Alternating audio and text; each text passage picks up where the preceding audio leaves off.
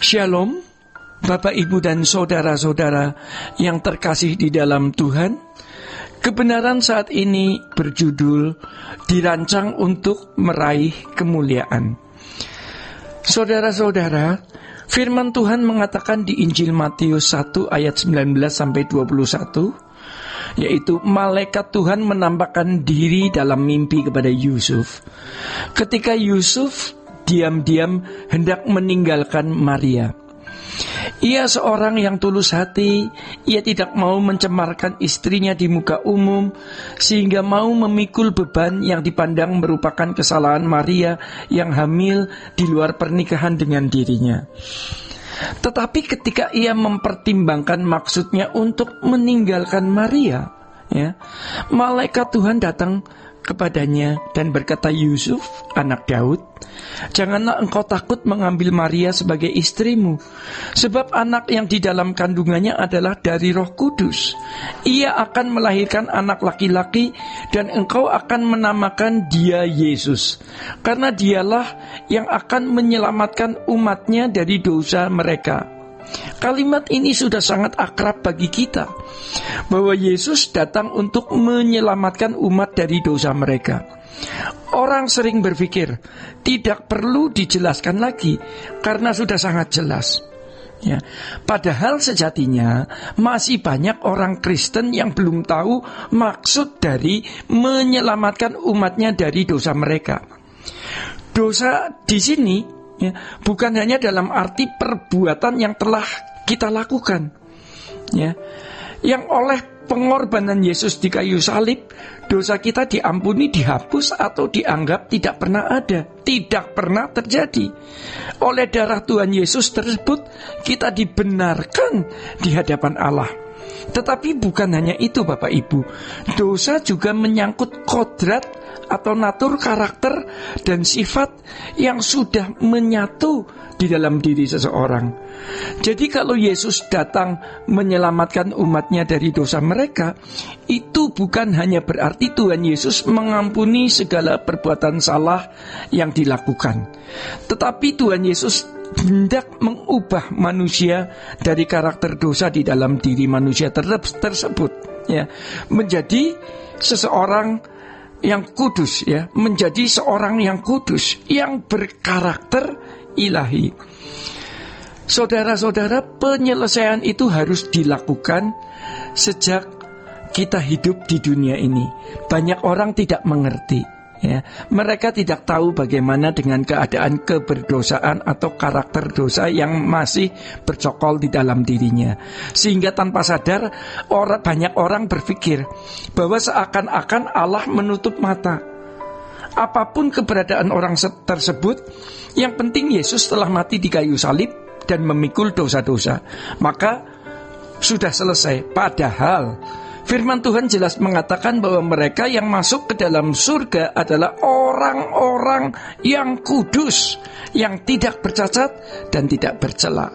Itu berarti penyelesaian dosa manusia bukan hanya terletak pada perbuatan salah yang telah diselesaikan oleh kurban Tuhan Yesus, tetapi juga keberadaan dosa yang ada pada mereka yang harus diubah dari kodrat dosa menjadi seseorang yang berkodrat ilahi. Dan itu harus sudah berlangsung atau terjadi sejak kita hidup di dunia ini. Bapak, Ibu, dan saudara-saudara yang terkasih di dalam Tuhan, Roma 3 ayat 23 mengatakan, karena semua orang telah berbuat dosa dan telah kehilangan kemuliaan Allah. Artinya semua orang telah berkeadaan berkodrat dosa dan telah kurang kemuliaan Allah, tidak mencapai standar seorang yang memiliki kemuliaan Allah. Jadi kita adalah orang-orang pilihan Tuhan yang dirancang untuk meraih kemuliaan Allah yang hilang itu. Kita harus mempersoalkan hal ini dengan serius. Semestinya tidak ada hal yang lebih penting dari persoalan memperoleh atau meraih kemuliaan Allah ini. Mendengar kata kemuliaan Allah juga selama ini pasti orang memandangnya abstrak dan tidak jelas. Jangan kita menjadi seperti orang fasik yang ada di Mazmur 73 yang pada akhir hidupnya Tuhan katakan, rupa mereka kau pandang hina. Itu sebenarnya sama dengan mereka tidak memiliki kemuliaan, karena mereka biasa membangun kemuliaan di atas materi, kekayaan, pangkat, gelar, kehormatan, sanjungan manusia, dan lain sebagainya. Seiring berjalannya waktu dan proses pembentukan Tuhan, barulah akhirnya kita bisa mengerti, ya, dan baru benar-benar mempersoalkan hal meraih kemuliaan Allah yang luar biasa ini.